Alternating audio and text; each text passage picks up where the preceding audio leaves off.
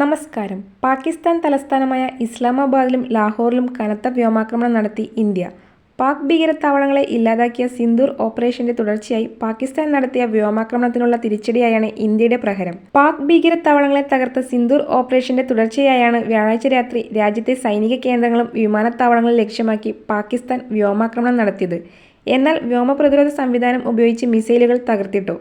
ജമ്മുവിൽ നിന്നാണ് യുദ്ധവിമാനങ്ങൾ പറന്നുയർന്നത്. ഇസ്ലാമാബാദിലും ലാഹോറിലും ഇന്ത്യ കനത്ത വ്യോമാക്രമണമാണ് നടത്തിയത്. ഇതോടെ പാകിസ്ഥാനിലെ പ്രധാന നഗരങ്ങൾ ഇരുട്ടിലായി. പാകിസ്ഥാന്റെ 3 യുദ്ധവിമാനങ്ങളും 50ഓളം ഡ്രോണുകളും 10ഓളം മിസൈലുകളും തകർത്തു. പാക് പൈലറ്റിനെ ഇന്ത്യ കസ്റ്റഡിയിലെടുത്തതായും സൂചനയുണ്ട്. കുറഞ്ഞത് 100 ഭീകരരെങ്കിലും കൊല്ലപ്പെട്ടതായും വിവരങ്ങൾ ശേഖരിച്ചു വരികയാണെന്നും പ്രതിരോധ മന്ത്രി രാജ്നാഥ് സിംഗ്. ഭീകരരെ മാത്രമാണ് ലക്ഷ്യമിടുന്നതെന്നും മന്ത്രി പറഞ്ഞു.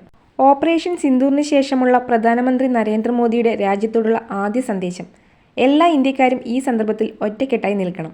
പാകിസ്ഥാനിലെയും പാക് അധിനിവേശ കാശ്മീരിലെയും ഭീകരകേന്ദ്രങ്ങളിൽ ഇന്ത്യ നടത്തിയ ഓപ്പറേഷൻ സിന്ദൂർ ലക്ഷ്യം പൂർത്തീകരിച്ചെന്ന് പ്രതിരോധ മന്ത്രി രാജ്നാഥ് സിംഗ്.